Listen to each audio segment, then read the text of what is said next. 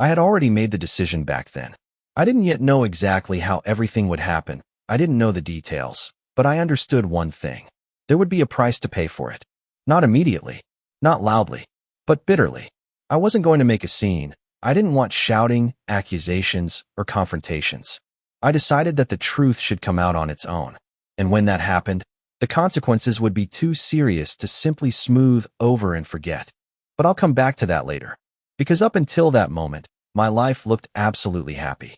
My wife and I were living the kind of life that people from the outside call successful. We had stability, jobs, a home, routines, and plans. We weren't living paycheck to paycheck, and we weren't just surviving. We were actually living.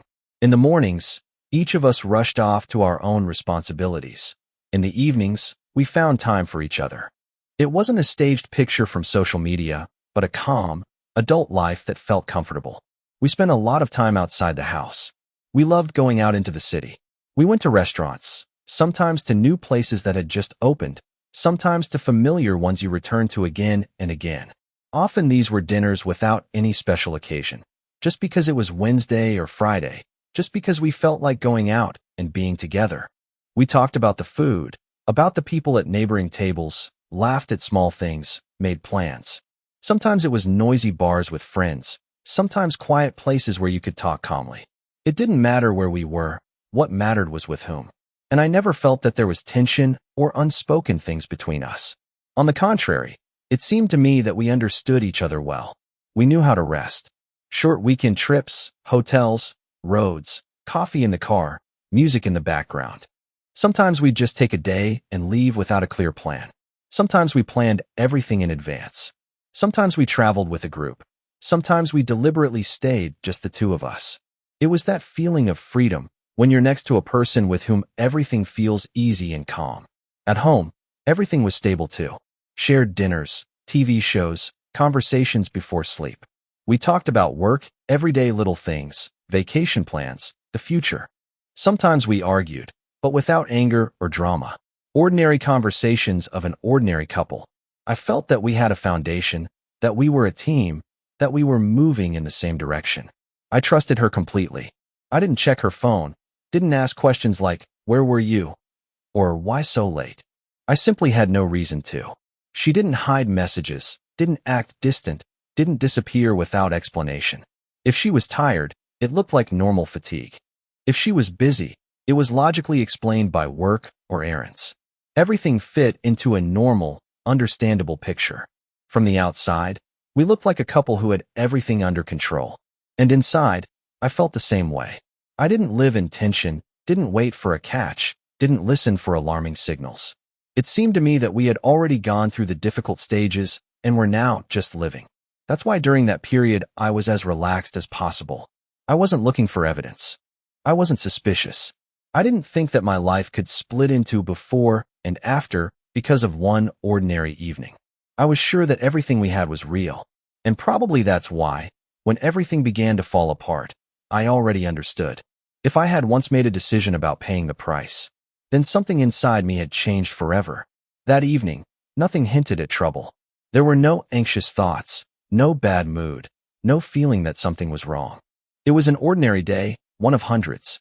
I came home, changed clothes, sat for a bit, was getting ready to go out again, and realized I couldn't find my keys. That happened all the time. The keys were constantly not where they were supposed to be. Automatically, I started checking the usual places: the table, the shelf, the pockets of my jacket. Then my eyes fell on her bag. It was lying nearby, open as always. I didn't even think about it. It wasn't an intrusion. It was a routine, everyday movement. I just looked inside. At first, I didn't understand what exactly I was seeing. My mind refused to put the picture together right away. It was an object that looked chajori, foreign, not mine, and not something I expected to see in my wife's bag. For a few seconds, I just stared at it, as if hoping I was mistaken, that everything would fall into place and I'd realize it was some kind of misunderstanding. But that didn't happen. Inside, it turned cold. Not sharply, not panic-stricken, just cold, as if someone slowly turned off the light. I took the object in my hands, looked more closely, and at that moment there was no doubt left. It couldn't be an accident. It had nothing to do with me, and it had no logical explanation. I didn't shout. I didn't feel rage. I didn't even feel pain. Not yet. There was a strange calmness, almost emptiness. I carefully put everything back, closed the bag, and sat down. I stared at one point and tried to understand what to do next. There was no chaos in my head. On the contrary, my thoughts lined up too clearly. I understood one simple thing. If I asked a question now, I would hear a lie. Not necessarily a crude or obvious one. More likely, a soft, logical, convenient one. The kind you could believe if you really wanted to. And I no longer wanted to believe. I decided not to say anything. The next minutes dragged on slowly. I heard her moving around the apartment, talking to me, asking ordinary questions. And every gesture, every word suddenly began to look different. Not suspicious, no, just different. As if a thin but very solid wall had appeared between us. At that moment, I realized that my life had already changed, even if outwardly everything remained the same. I was sitting next to the person I considered the closest to me, and I understood that I knew less about her than I thought. That was the hardest realization. That night, I hardly slept. I didn't replay scenes in my head or build theories. I just lay there, staring at the ceiling. Inside, there was a feeling as if someone had taken the ground out from under my feet. Everything that my confidence rested on suddenly became unreliable. And it was then that I returned again to the thought that had flashed through my mind earlier.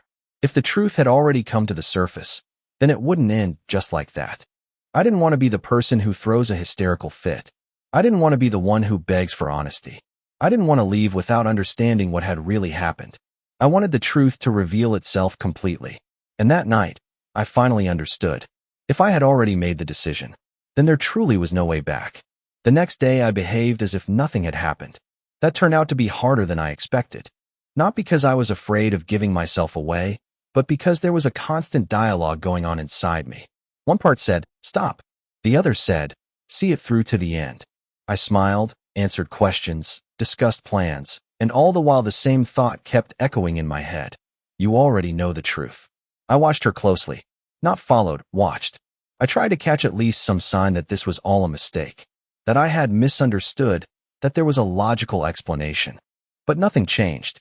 She was the same as always. Calm, confident, and that only strengthened the feeling that I was being treated as someone who notices nothing. I realized that a conversation would lead nowhere. Words are easy to distort. They can be explained away, softened, turned in the right direction. I could already see how it would look. Apologies, justifications, half-truths. And I knew that in such a conversation I would lose. Not because she was stronger, but because I wanted to believe. That was when the idea of substitution stopped being abstract. It became a decision. I didn't do it in a fit of rage. There were no trembling hands or flashes of anger. Everything happened too calmly. Frighteningly calmly. I remember that moment very clearly, as if it were in slow motion. I understood that I was taking a step after which I would no longer be able to return to my previous state. Even if everything suddenly turned out not to be what I thought. There was doubt inside me. I asked myself questions. Do I have the right? Am I going too far? But every time I came back to the same thing, I had already been deceived. And if that was so, then the truth had to come out not through my shouting, but through consequences. I did it quickly, without fuss, in a way that nothing would look suspicious. When everything was finished, I paused for a second. A thought flashed through my mind that I could still cancel everything. Go back. Pretend that this had never happened. But I didn't. When I was done, everything looked absolutely normal. Nothing had changed on the surface. The home was the same. She was the same. The day went on as if nothing had happened. And that was the strangest thing. The realization that catastrophes sometimes begin quietly. The next hours dragged on slowly. I caught myself listening to every sound, every movement. Not out of fear, out of expectation. I understood that the moment would inevitably come. If not today, then tomorrow. If not here, then somewhere else. And that waiting pressed harder than any confession could have. At some point, a wave of doubt hit me. I thought, what if I'm wrong? What if all of this is a misinterpretation? That thought was the most dangerous one, because it was the one that could break me completely. But then I immediately remembered what I had found, and the doubts faded. I realized that I hadn't done this only out of revenge. I had done it for an answer, for confirmation that I wasn't losing my mind, that everything I was feeling had a basis. By evening, I was drained. Not physically, mentally. I understood that I was now at a point where my life could take a completely different path. And the scariest thing wasn't what might happen next. The scariest realization was that I myself had set it in motion. That night, I barely slept again. But now there was a different feeling inside. Not emptiness, not cold.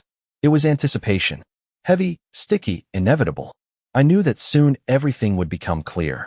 And when that moment comes, I will no longer be able to say that I wasn't ready for it. I knew that this moment would come. I just didn't know exactly when. That day, everything looked ordinary again. Morning, small talk about nothing, familiar movements. Nothing in her behavior revealed tension. She was calm, confident, even slightly relaxed. And that was the strangest part, as if nothing bad existed in the world at all. I was busy with my own things, but in reality, I was constantly listening. Not to words, to the silence between them. Waiting became the background. I didn't look at the clock, but I felt how time dragged on slowly, as if on purpose. Then it happened. At first, I heard a sound. Not loud, but sharp. The kind you can't confuse with something ordinary. It wasn't conversation, and it wasn't laughter. It was a short, frightened cry. And in that same moment, everything inside me tightened. I froze. A thought flashed through my mind that maybe I was wrong. That it wasn't connected to what I had done. That it would all turn out to be a coincidence. But a second later, I knew this was it. My heart was pounding, but not from adrenaline. It was a strange feeling, a mix of satisfaction and horror. I realized that I had gone further than I had planned. That now this was no longer just an idea, not just a decision. It was already reality. She came into my field of vision confused, frightened, clearly not understanding what was happening. I saw panic in her eyes.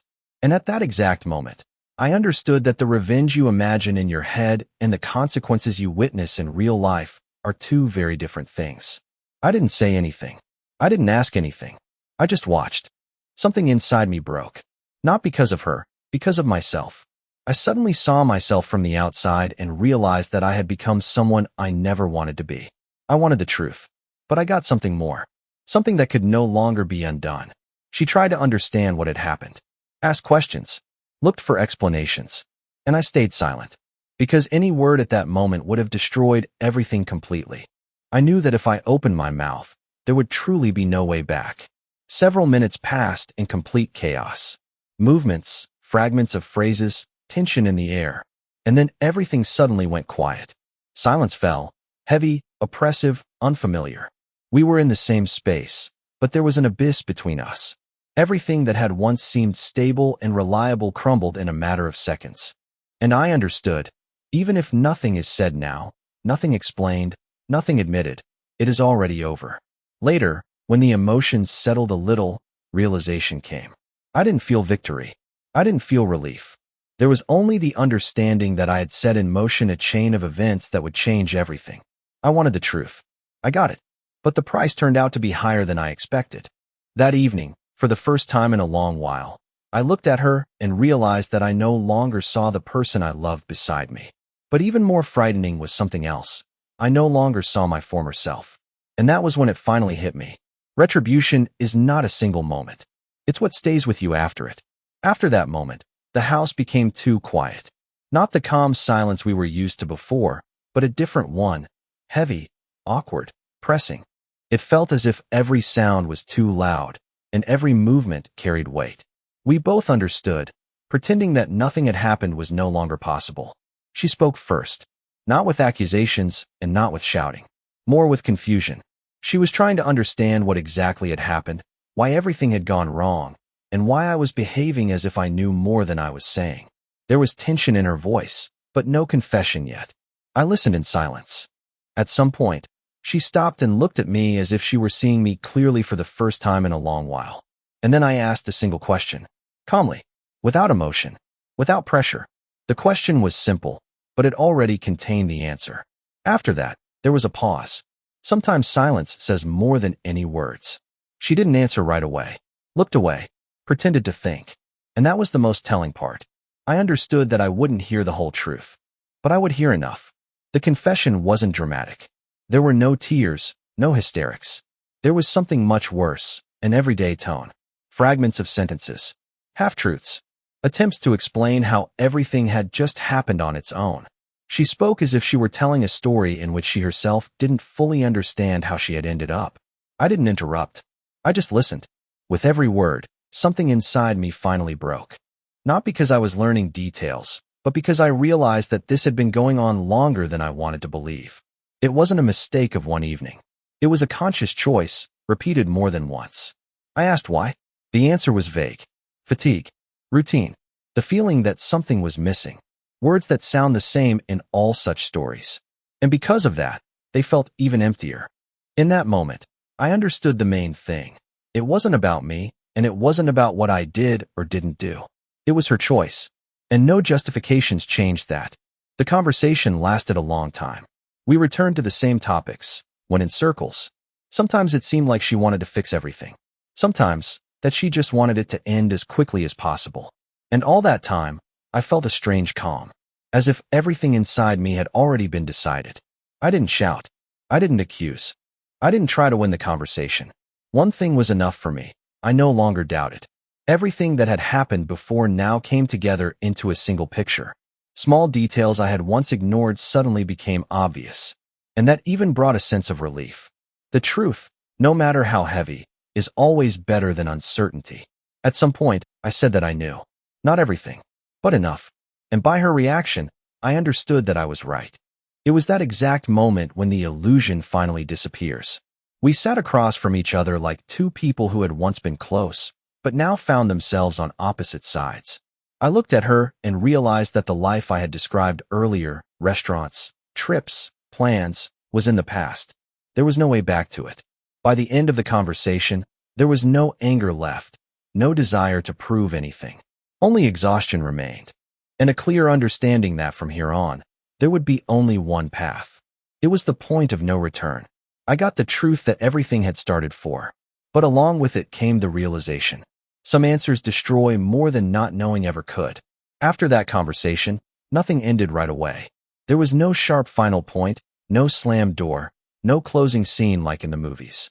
Everything happened slowly, as if life itself wasn't in a hurry to let go of something that had already been dead for a long time. For a while, we continued living in the same space. Formally, together. In reality, apart. The house filled with silence, and words almost disappeared. We no longer discussed plans, didn't argue, didn't laugh. Any conversation was reduced to everyday necessities. Everything else was too obvious to say out loud. I often caught myself replaying the past in my head. Not the moment when everything came out, but what had existed long before that. Restaurants, trips, evenings that had seemed real. I tried to understand when exactly everything went wrong. But over time, I realized it didn't matter. Some things don't break in a single day. They crack slowly and quietly. We separated without unnecessary noise, without scandals, without attempts to prove anything. At some point, it simply became clear that continuing was meaningless. I packed my things. She didn't try to stop me. And perhaps that was the most honest thing that happened between us in a long time. Being alone, for the first time in a long while, I felt a strange sense of relief. Not joy, not victory, just relief. As if I had finished a long, exhausting marathon in which there was no longer any point in running. I thought a lot about what I had done, about my decision, about the substitution, about revenge. I don't take pride in it. I don't consider myself 100% right. But I don't see myself as a victim of circumstances either. It was my choice, made at the moment when I understood that words would no longer change anything. The strangest thing was that I didn't feel hatred. Not toward her, not toward myself. There was only fatigue and clarity. I no longer doubted. I no longer asked questions whose answers I didn't want to hear. That was the retribution, not for her alone, but for both of us. Over time, the pain dulled. Understanding remained. Sometimes the truth comes not when you're ready for it, but when it can no longer hide. And sometimes you do things you never planned to do, simply because you want to finally see reality as it is. I'm not telling this story as a justification, and certainly not as an instruction. I'm telling it as a reminder that trust is the most fragile thing in a relationship. And when it breaks, the consequences are rarely beautiful.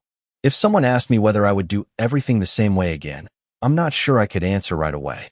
But I know one thing for certain. Living in an illusion turned out to be far more painful than accepting the bitter truth. Sometimes retribution is not punishment. Sometimes it's simply the end of a story that should have ended a long time ago.